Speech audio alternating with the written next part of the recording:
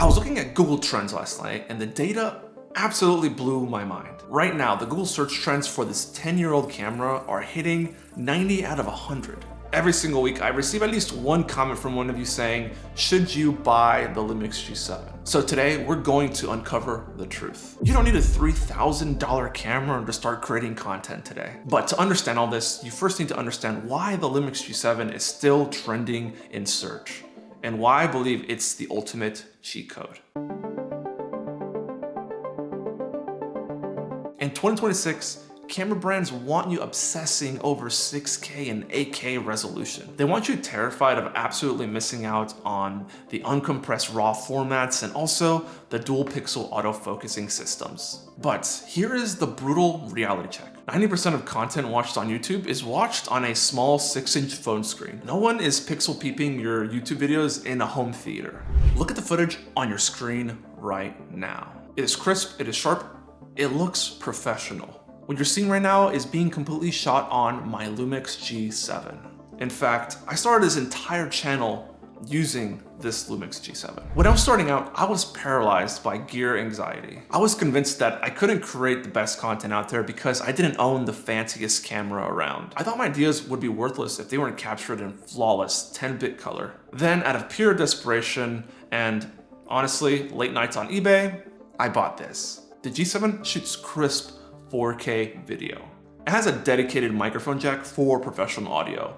It has a fully articulating screen so you can actually see yourself when you film. Those features alone put it in the top 3 budget 4K cameras still being manufactured today. The camera industry sells you the lie that software makes the creator. But thousands of people are waking up to the truth and they're realizing that a used Lumix G7 is exactly what they need and they need nothing else.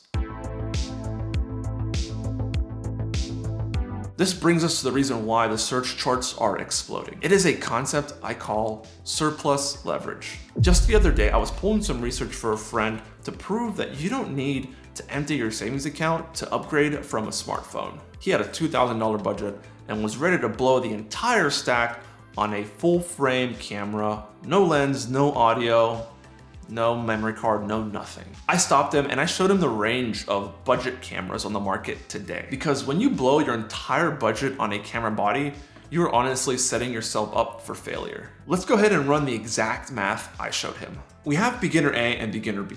Both have $2,000 to spend. Beginner A buys that brand new full frame body.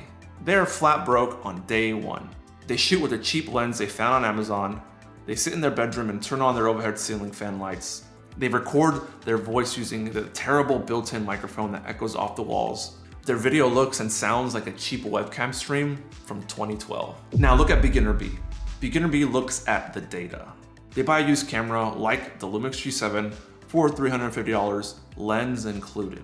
That leaves them with $1,600 and surplus leverage. They spend a fraction of that surplus on a razor-sharp 25mm prime lens. Or they do what I highly recommend. Grab a Sigma 17-50 f2.8 with a Metabone speed booster.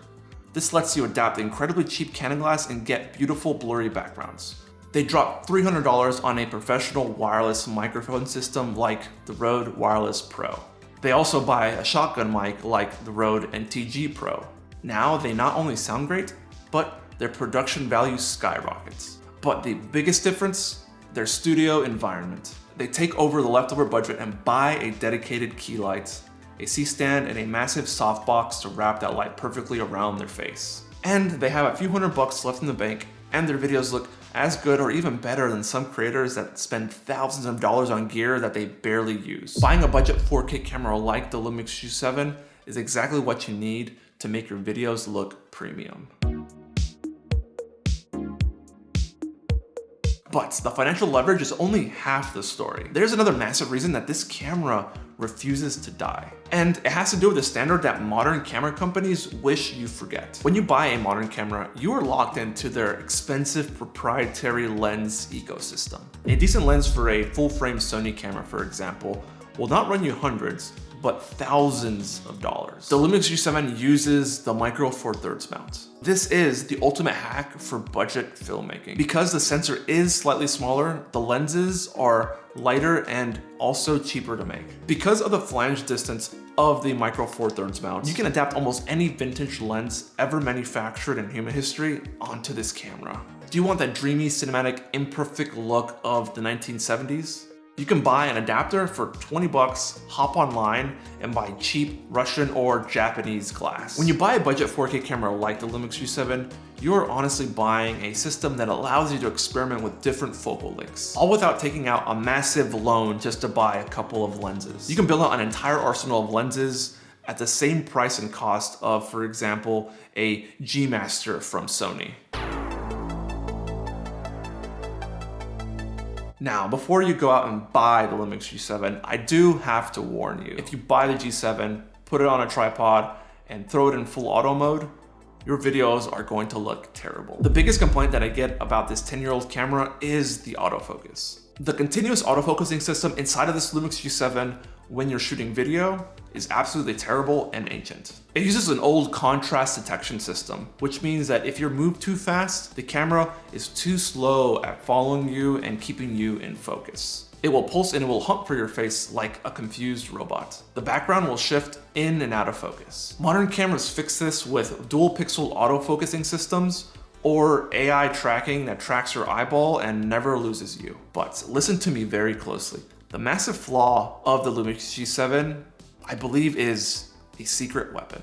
Because the autofocus is unreliable, it forces you to switch to manual focus, and in turn, it forces you to learn how a camera works. When you use manual focus, you have to understand depth of field, and you have to understand and learn how to lock your shots. You have to learn how to light a static frame and compose a scene so you stay in the focal plane. A $3,000 camera does a lot of the heavy lifting for you, so you never really learn the true art of filmmaking. You remain a lazy operator relying on a computer chip to save a bad frame. When you master the Lumix G7, you master the fundamentals. You master lighting, you master composition, you master creating beautiful sets, which ultimately makes you a better content creator. If you're in the market for a camera today and are feeling the pressure to spend thousands of dollars on a brand new camera, take a breath, stop looking at the pre-order pages, and trust the data. Thousands of people are searching for the G7 right now. They realize that starting with a camera that forces you to learn the craft is the best way for them to become better content creators. But remember the most important rule that we talked about today.